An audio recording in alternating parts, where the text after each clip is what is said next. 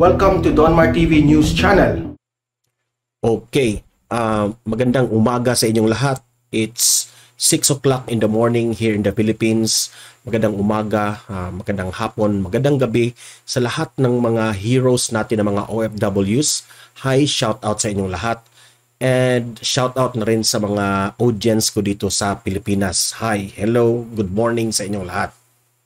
Okay. Ako guys, nalulungkot ako ngayon, no? Kasi itong balita ngayon ay nakakalungkot itong balita natin ngayon. Hindi ko akalain na ganito ang mangyari.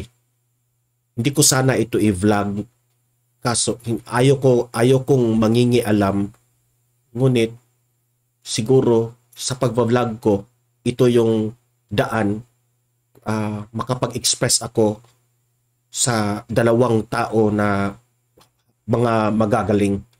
Itong si Mike Abe at si Pastor Apollo Kibuloy ay hindi nagkaunawaan sa SONA ni Presidente Bongbong Marcos. Yan ang itatalakay natin. At itong si Mike Abe ay nag-walk out at sabi niya last na niya sa SMNI na magbabalita doon. So ako nalulungkot ako dahil dito. Okay? So, pero bago natin ito itatalakay guys, please I'm begging you i-like at i-share itong video na ito para kakalat ito sa taong bayan itong ating balita. Okay? I-like at i-share ito. Ready? 1, 2, 3, go. Okay? Tapos na i-like and share sa ating Facebook at sa ating YouTube rin, okay? At i-subscribe ang aking channel sa YouTube, Donmar TV, at pwede nyo ring i-follow sa Facebook itong aking Donmar TV page, okay? So mag-like, mag-follow and subscribe. Ready? Follow and subscribe. 1, 2, 3, go. Okay. Maraming salamat. Naka-follow and subscribe na sa Facebook at YouTube natin.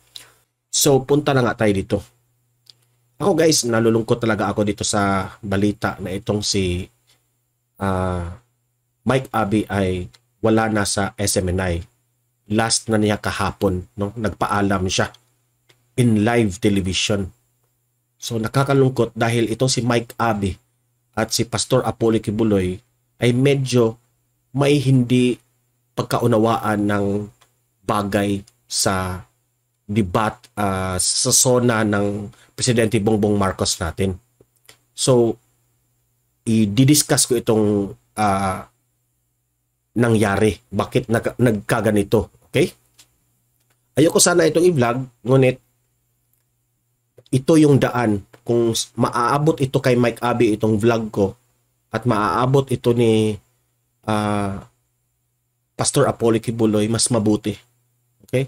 Sana maabot ito sa kanila para malaman nila kung gaano sila kaimportante sa mundo ng social media at sa mainstream media na rin. Okay? So ang nangyari ganito. Pagkatapos ng SONA ng ating Pangulo, no? So lahat ng mga nabanggit ng Pangulo ay itong si Pastor Apollo Kibuloy, nagkomentaryo siya sa SONA ni Presidente Bongbong Marcos. Siyempre, natural, si Pastor may sariling opinion yan. Demokrasya tayo eh. So ang kay Pastor, ang opinion ni Pastor Kibuloy is nakukulangan siya sa SONA o sa speech ng Pangulo natin. Kasi hindi raw nabanggit hindi nabanggit yung war on drugs at yung peace and order na importante yun. Kasi sa panahon raw ni Pangulo Duterte, big deal yun eh. No, yung peace and order kasi malaking tulong yun sa ating mamamayan, taong bayan na rin, no? Kasi kung walang peace and order, no, lahat ng agencies, departamento will be affected. Yan ang punto ni Pastor Apollo Kibuloy. Ngunit naman ang itong kay Mike Abe na opinion, sabi niya na hindi siguro nabanggit ni Presidente Bongbong Marcos lahat, yung sa war on drugs at saka yung sa peace and order and corruption, no? Pati may corruption din, no? Sabi rin ni Pastor Apollo Kibuloy, yung corruption hindi rin nabanggit. So ang sabi ning Mike Abe, yung tatlo, war on drugs,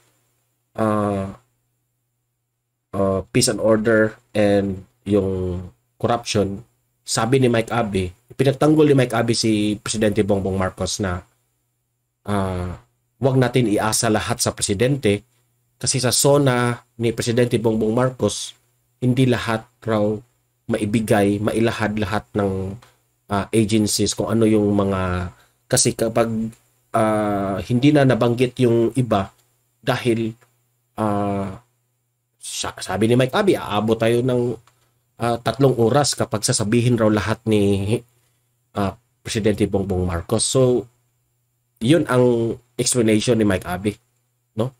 Kaya yung mga agencies dyan, secretaries, galaw-galaw raw.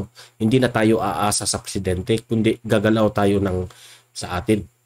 So, ayan, nagkomentaryo si Mike Abe sa opinion ni Pastor Apollo Kibuloy, no? So, yung mga video na lumalabas sa social media, clippings na lang, no? Putol-putol na. So nakita ko ito putol-putol na. Hindi ko rin alam kung tumawag ba ito si Pastor Apollo Kibuloy during sa live broadcast ng programa ni Mike Abe. So itong si Pastor kinorek on air, ha? Kinorek niya si Mike Abe. At sabi niya, mali ka ron, Mike, kasi dapat ang presidente, dapat binanggit niya yung war on drugs, binanggit niya yung corruption, binanggit niya yung peace and order kasi importante yon. Umaasa ang taong bayan. Ang kay Pastor Apollo Kibuloy is pulso ng bayan ang kanyang pinagbabasihan. Nakukulangan raw ang taong bayan. Which is naman sa akin, tama nga naman, may punto rin naman si Pastor Apollo Kibuloy doon. And sabi pa nga ni Pastor Apollo Kibuloy, kung hindi siya nangingialam kay Presidente Bongbong Marcos, hindi niya pinangunahan. Ang sa kanya lang is dapat na-mention niya yun kasi mali raw yung Mike Abe na iasa natin lahat kay Presidente. Ang kay Pastor Apollo Kibuloy, dapat iasa natin sa Presidente yan lahat. Kasi lahat ng mga agency sa gobyerno, hindi yan gagalaw kung hindi sa command ng presidente. So dapat daw yun na importante na ma-mention yun. Kasi yun ang kumbaga itong si Pastor Apollo Kibuloy ay believe rin sa war on drugs, peace and order, and sa what do you call that one? Sa corruption na the time ng administrasyon Duterte. So, hindi nga nabanggit ni Presidente Bongbong Marcos kaya nagbigay siya ng kanyang opinion. At ito namang si Mike Abe ay ipinagtanggol niya si Presidente Bongbong Marcos kaya nagkasagutan sila pero in a calm way. Hanggat sa middle ng balita, no, nung on-air na debate, no, friend, hindi naman sila nagsisigawan, no. Si Mike Abe parang na-offend siya na kinorek siya ni hindi ko rin alam if na-offend ba siya, no. So the way I see it, parang na-offend itong si Mike Abe na kinorek siya on-air live sa TV na may sinabi kasi itong si Pastor Apollo Kibuloy nga na mali ka doon, Mike. So, nagbigay rin ng opinion si Pastor Apollo Kibuloy at pati si Mike Abe nagbigay rin ng opinion. Parehas sila ng opinion. Hindi ko alam kung bakit nagkaganon, no? Kung yung nakita kong video, putol-putol ba yun o inedit na ba yun? May video na lang na nakita na itong si Mike Abe nagpaalam sa SMNI. Okay? Nagpaalam siya yung microphone na siguro sa init ng kanyang nararamdaman at that time because grabe yung intensity ng kanilang parang intense yung para siguro nasasaktan si Mike Abe, parang nilaglag niya yung microphone at nag-walk out live on air. So yun ang nangyari, no? So after that, pinanood ko yung vlog ni Mike Abe. Doon, sa first few minutes ng kanyang vlog, wala siyang na-mention about sa nangyari kanilang dalawang Pastor Apollo Kibuloy. Pero yung nagtingin ako sa live niya sa Facebook ni Mike Abe, yung mga comment ng mga audience niya, doon na nag-comment na, Mike Abe, sayang naman, wala ka na sa SMNI, ganun. Maraming comment tungkol sa kanilang yung nangyari kanilang Kibuloy, no? Pero hindi pinapansin ni Mike Abe yung mga nag-comment. Patuloy rin siyang nag-vlog tungkol sa, ang topic kasi niya noon ay tungkol sa SONA ni Presidente Bongbong Marcos. At the end of the vlog ni Mike Abe, doon na niya nabanggit na yung lahat ng mga audience ko dito na mga nagagalit sa akin, ipinagsa Diyos ko na lang kayo. Mahal ko si Pastor Apollo Kibuloy, ganon. Hindi lang kami nagkaparihan ng opinion, ganon ba yun? Nakalimutan ko yung sinabi. Parang ganon din, nagrespeto pa rin siya kay Pastor Apollo Kibuloy. At saka nag-end yung kanyang vlog. Okay? So walang exact na detail kung nasabi itong si Mike Abe kasi medyo hindi ko rin nakita lahat ng vlog. Medyo mataas yung vlog niya at puro yung laman ng kanyang vlog ay puro yung SONA ni Presidente Bongbong Marcos, no? Ipinutol ko lang sa end ko na lang, doon nabanggit niya si Mike Abe at sabi niya, nirerespeto ko niya, matalik ko yung kaibigan, ganyan. Okay? So ito namang si Pastor Apollo Kibuloy, no? After how many hours, may programa kasi ito sa Covenant Mountain and Paradise Garden, no? In-interview itong si Pastor Apollo Kibuloy, no? Sa kanyang sariling programa. Ayan nga, yung Covenant Mountain and Paradise Garden of Eden Restored, July 26, 2022. Ito yung real picture ito, ha? Yang picture ni Mike Abe dyan, real picture yan sa pag-walkout niya. Ito ring sa ilalim, real picture din yan sa interview ni Pastor Apollo, no? Yung kanyang programa. Nagalit si Pastor Apollo Kibuloy, sabi ni Pastor Apollo Kibuloy na si Mike Abe raw siya yung unang pinahiya dahil nagsabi lang siya ng opinion at live on air pinahiya raw siya ni Mike Abe. Kaya na tumawag siya sa live at ipinagtanggol rin niya ang kanyang opinion ni pero hindi sila hindi sila nag-aaway. In a professional way yung debate nila, no? Si Pastor Apollo Kibuloy naman nga ay yung tone ng kanyang explanation ay medyo pakumbaba pa rin na, Mike, medyo mali ka doon kasi ganyan, yung dapat yung presidente natin, ganyan ba? Si Mike Abe, wala nang kibo, hindi na nagsasalita, ganon, no? Kasi lahat kay Pastor Apollo Kibuloy na ang explanation. Pero naputol na yung video, hindi ko na alam kung rumesback ba si Mike Abe sa opinion ni Pastor, no? Ngunit, dito sa kanyang programa na, wala na dito si Mike Abe, no? Iba na itong programa na ito. Nagalit na si Pastor, sabi niya, nasasaktan siya sa ginawa ni Mike Abe na mali raw, dalawa raw ang mali ni Mike Abe.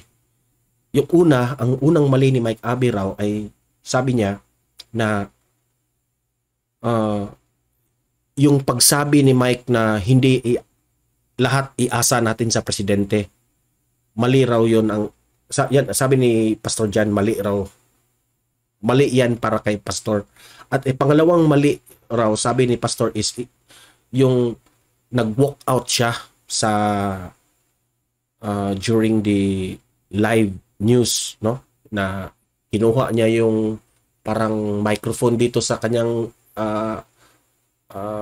Americana, no? At parang nabagsak ba yun o nalaglag, binagsak niya at nag-walk out siya. Nasasaktan si si Pastor Apollo Kibuloy doon. Sabi niya, dapat hindi ka ganyan, no? Dapat naging professional ka. Tinapos mo muna yung programa tapos nagpaalam ka, na ganyan sa tamang pamamaraan ng pagpaalam. Yan ang sabi ni Pastor Apollo Kibuloy. So galit sabi ni Pastor Apollo Kibuloy na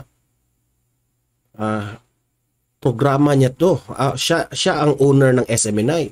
Dapat hindi ganyan ang asal ni Mike Abe, no? Na mag-walk out, ganon, pinahiya mo ako yung sa aking opinion on air. At okay lang yun ni Pastor, kaso kinorek ni Pastor on air in a nice way rin, no? So sa akin naman, no, if mag-comment ako tungkol sa dalawa. Sa akin, yung kay Mike Abe, may sarili siyang opinion. Itong si Pastor Apollo Kibuloy naman ay may sarili siyang opinion.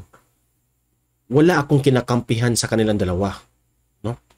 Kasi itong dalawang taong ito, magagalang ito, at batikang journalista yung si Mike Abe. Itong si Pastor, veterano rin ito when it comes to wisdom, opinion, political, puro ito mga magagaling. Sa akin lang is, nalulungkot ako kasi puro naman natin pinagsusubayan itong dalawa na wala na si Mike Abe, no? At medyo ayun na nga, ayokong kumampi sa dalawa. Ang sa akin lang, sana itong si Mike Abe ay hindi agad-agad nagdesisyon. Yan ang sabi ni Presidente Bongbong Marcos sa kanyang mga anak. If you remember my vlog, na huwag kang magdesisyon na kung yung feeling mo or kung ano ang nararamdaman mo sa feelings nyo, huwag ka agad magdesisyon.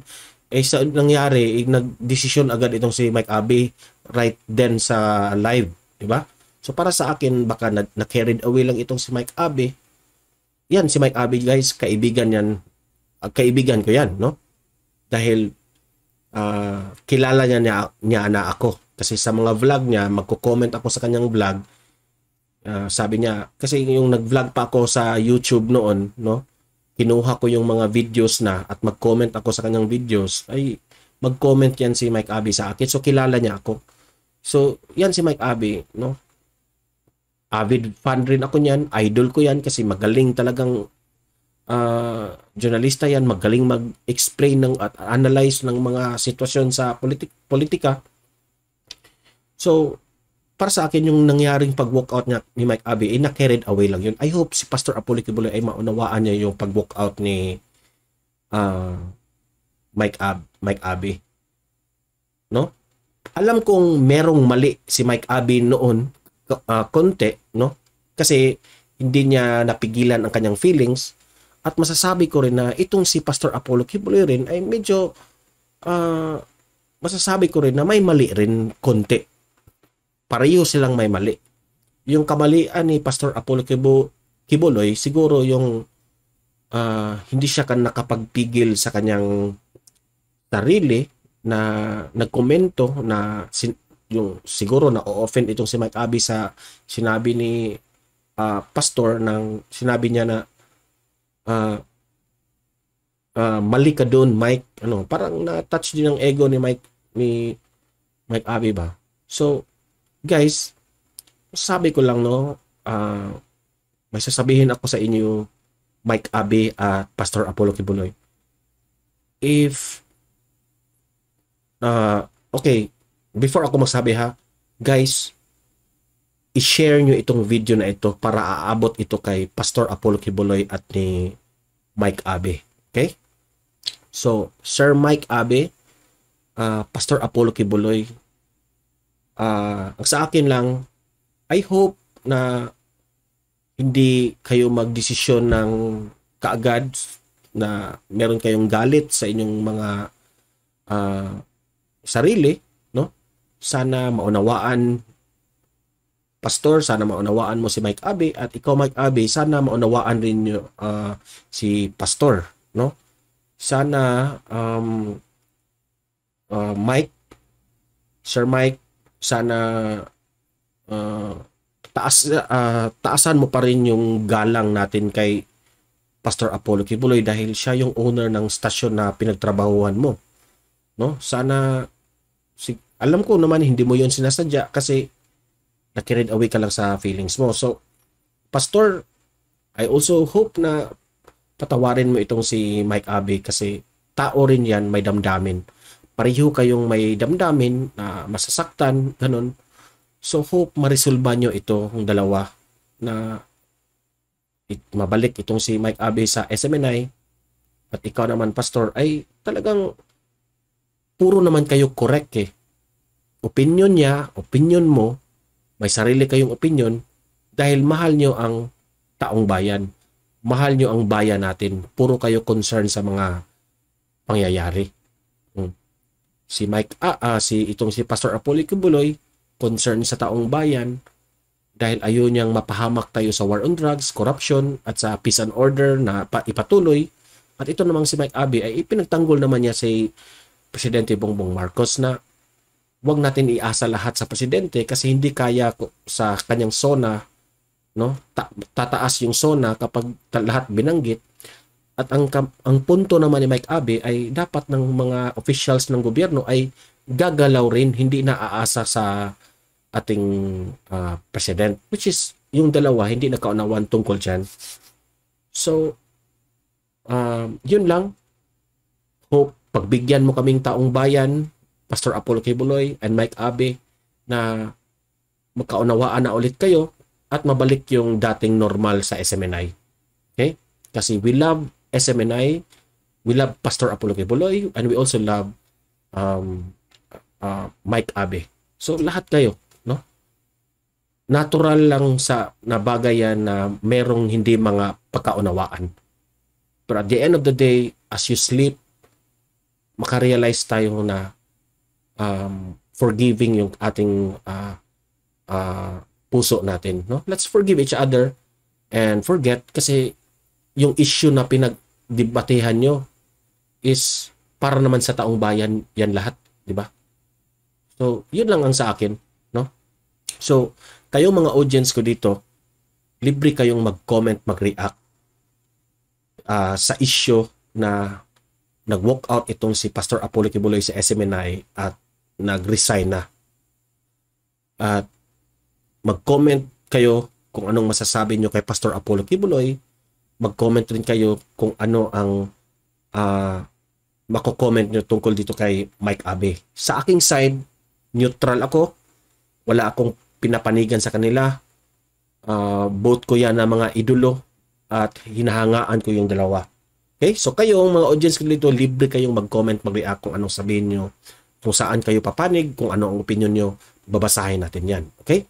Guys, don't forget, i-like at i-share ito sa Facebook at sa YouTube natin. Okay? Like and share para aabot ito kay Pastor Apollo Kibuloy at aabot ito kay Mike Abe. Okay? And also, subscribe to my YouTube channel and sa aking Facebook, mag-follow kayo. Okay? So guys, hanggang dito na itong video na to. I hope yung SONA ni Presidente Bongbong Marcos ay nakapagdulot ng mabuti sa taong bayan at sa bayan natin. Okay? So guys, mahalin natin ang Pilipinas. Have a great day and God bless everyone.